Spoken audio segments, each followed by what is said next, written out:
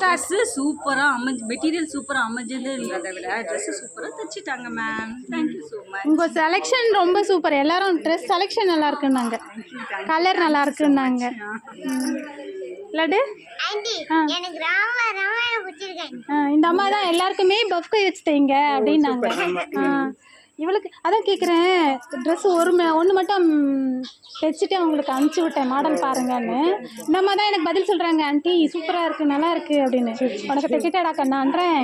அவ்வளோ பொறுமையாக என்ன நிதானமாக ஆண்டி 7 பேருக்கும் தைச்சிட்டு மீதி என்ன எனக்கு தைங்க அப்படின்ற எவ்வளோ மெச்சூரிட்டி பாருங்க. உங்கள் பாப்பா மாதிரியே அவ்வளோ. நிர்மலா பாய் மாமி, மீண்டும் சந்திப்போம். அவ்வளோ அழகு. ஆனால் பார்த்தா இவளுக்கும் சேர்த்து ட்ரெஸ் வந்துருச்சு. வாங்கி கொடுத்த மெட்டீரியல் எல்லாமே கரெக்ட் ஆகிடுச்சு. ஓகேவா? பிடிச்சிருக்கா?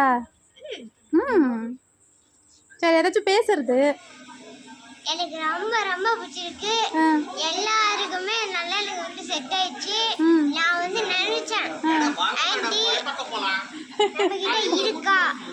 நம்மகிட்ட இருக்கா இல்லைன்னு சொல்லி நான் வந்து நினைச்சேன். ஆனால் எனக்கு அம்மா அப்பா எனக்கு வந்து சொல்லிட்டாங்க. இந்த மாதிரி என்ன ஒன்று சொல்லிட்டாங்கன்னா, இப்போ வந்து ஆண்டி வந்து ட்ரெஸ்ஸை வந்து தைச்சிடுவாங்க. ட்ரெஸ்ஸு தைச்சிட்டு ஒன்று நினைச்சுன்னா அவங்க வந்து தைப்பாங்க. இல்லைன்னா அதே மெட்டீரியல் எடுத்து தைச்சிக்கலாம். நான் வந்து தைச்சிங்கன்னா சொல்லி நான் வந்து சொன்னாங்க.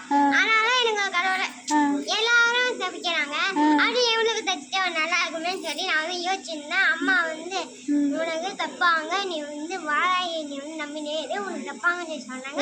அதே மாதிரியே நீங்க வந்து தைச்சிட்டீங்க. எனக்கு ரொம்ப ரொம்ப சந்தோஷமா இருக்கு. சூப்பர் பாப்பா. பாவாட்டி பிடிச்சி காட்டுறேன். 2 கையிலையும் 2 கையிலையும் பிடி. அப்படியே ஒரு சுற்றி காட்டு. சூப்பர். ஓகே, பாய்டா கண்ணா. ஆண்டி கிளம்புறேன். மீண்டும் சந்திப்போம். பாய்.